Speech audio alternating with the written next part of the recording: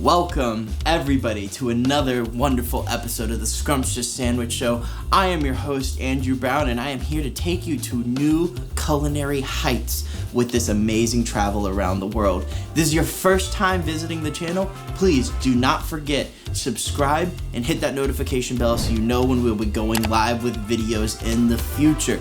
And follow us on all our social medias so that you'll be able to keep track with us and with our posts and what we're doing, and keep engaged with the channel because that is so crucial. Your engagement is so crucial and exactly what we need and want here. Please let us know how you think about it, and please feel free to make this community your own. But today I am super excited to be trying the delicious Ndambe sandwich. This is my first sandwich I've ever made from the continent of Africa, and I've been waiting so long to create this vegetarian masterpiece. So without further ado, let's get right into it, shall we? Alright, so again, this is the first time I've ever made a sandwich from the entire continent of Africa, and like the continent itself, this sandwich has a rich history.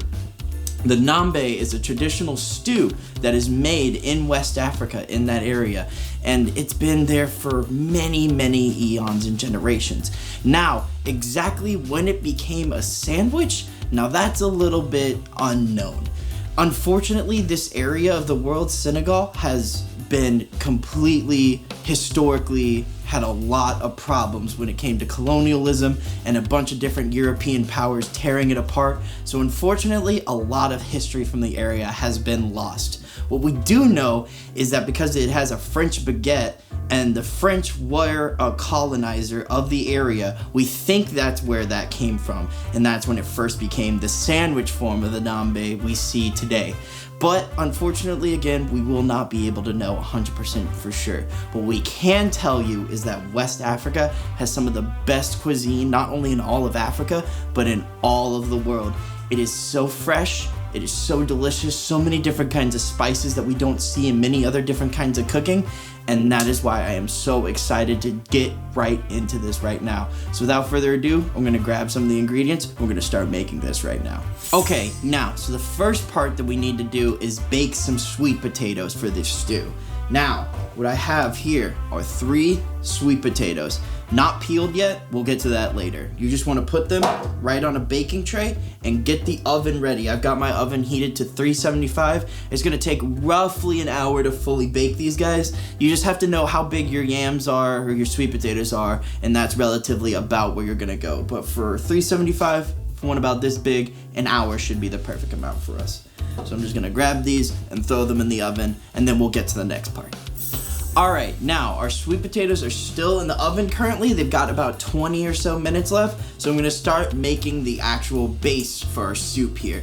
So first, what you're gonna need you to do is get a skillet, throw some olive oil in there, and heat it up to about medium heat on your oven. And I've already gone through the liberty of dicing some tomatoes, some yellow onion, and some garlic here. So what I'm gonna do is just take this, throw it in, mix it all together, and let it simmer for about 5 minutes until the next step. So, go ahead and start doing that, and we'll see you back here after we've gotten this simmered for a little while. Alright, now, we have our vegetables here that I've let simmer for about 5 minutes. We're gonna move on to the next step, which is adding a couple of more things into here to again let it simmer more and attain so much more great flavor. Now, what I have here is a bowl full of black-eyed peas or beans, both of the same thing. What you need to do is the night before, make sure you cover it in at least 3 inches of water and let it soak. And every 12 hours, switch out the water. These things take a ton of moisture, they soak it all up, and they get softer. You're not gonna wanna eat it if you don't soak it, so please do that before, the night before. But what I'm gonna do is take this, drain it real quick over in my handy dandy sink column over here. All right, now to our skillet over here, we're gonna add my tomato paste, some vegetable stock, and then the black-eyed peas. Gotta get. Now, you're gonna wanna make sure you cook this until the peas get tender. It should take about 20 minutes, and if you check it, and the peas still aren't tender, keep cooking them. And if any point in time you start losing on vegetable stock, do not be afraid to add some more until you can get those peas nice and tender. But I'm gonna let it simmer here for about 20 minutes, and I'll catch you all for the next step once that happens. All right, now it's been about 20 minutes, so I think that my peas are gonna be here. I'm gonna take one, try it out just to make sure. Now that we've got our peas nice and tender, we're gonna kick our heat up to a medium high and cook off our liquid by about 1/3 from this stew. And then we can get into adding our sweet potato and our final seasonings to really solidify this stew. So I'll catch y'all back here then. All right, now all of our liquid has almost completely cooked off of here. So I've taken my baked potatoes out of the oven, and man, do these sweet potatoes look great. The only thing you have to do before you throw them in is peel them. So that may sound like a problem, but it's not really. The one good thing about a baked sweet potato is the peel just comes right off. So after you get them good and peeled, what you're gonna wanna do is take it and throw it into your stew with your seasonings. Now, what I've got in this little season bomb is all the best stuff that you're gonna need. It's cayenne, bay leaves, Worcestershire sauce, Dijon, salt, pepper, and sugar. All of the things that you're gonna need to give the final punch to this delicious stew. Just throw it all right in. And again, make sure everyone gets nice and familiar all through here. Starting to get exactly down to where we need it to be. So excited. The last and final step to break off chunks of your sweet potato, throw it right in, mix it around, and leave it in there until it gets heated through. That should be only a couple of minutes, so we'll see you right back once I got it all in here. Okay, now our sweet potato has been thoroughly incorporated in with the rest of our ingredients, so it's that time, people. That's right, my favorite part of the show, assembling the sandwich. And this one again is another very intuitive and straightforward one. All you're gonna do is take another baguette roll, open it up. I took some of the bread out to give a little bit more extra room to cram delicious filling into here. All you do, start cramming. Make sure you get some of that potato, get some of those black-eyed peas, get a little bit of everything in there. Evenly distribute it, almost as if it was a paste, throughout your sandwich. Now that it's in there, all right, now that you got it in here, I'm just gonna give one more cut. Ooh, and it's time for the presentation. Got my well plate. Thank you again, Karen. We love our fans, we love artists, and we support it always. If you are a fan and want to make any cool things like this, please let us know. We will use it because we enjoy our fandom. But now, putting out this little cool serving plate, I'm gonna put my Ndambe on it. You know, it's a very tropical tasting thing. It's delicious. Got lots of good vegetables in it. Got lots of good flavors. And I think there's one more cool flavor that we could add into this. That's right.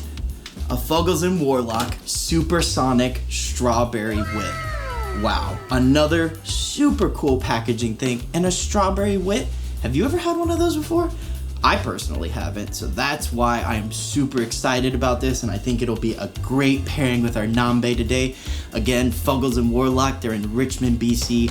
They got great games, great atmosphere, great packaging. If you're a gamer and you like to drink, if you're a streamer and you like to drink, or if you just like to have a good time and be social when you game, Fuggles & Warlock is the place to be, and they're the place to check out. If you're an artist too that makes cool packaging, they would love to have you involved.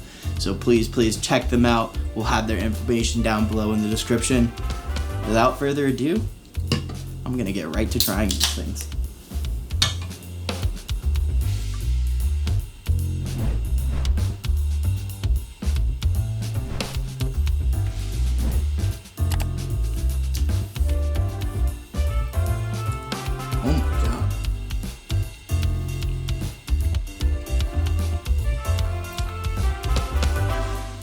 That might be the best vegetarian sandwich I've ever had in my life.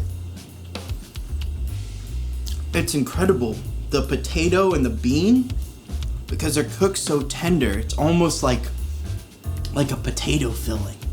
It's almost like a tomatoey pierogi. It's got some kick to it too. Oh, that's so good. And how's the strawberry with? Oh, wow. That pairs perfectly. It's got some lighter, more tropical notes. This is a heavier, more tomatoey thing. It goes so well. I cannot say enough for this amazing pairing. And with that, we conclude another amazing episode of the Scrumptious Sandwich Show. Thank you again for watching it all the way through. Thank you again to our good sponsors, Fuggles and Warlock, for providing this awesome beer. Thank you for all your support thus far. Please, again, do not forget, subscribe to the channel, like the video, hit the notification bell, and follow us on all our socials down below. And please keep the engagement up. We really, really appreciate it. And until next time, stay scrumptious, y'all. Cheers.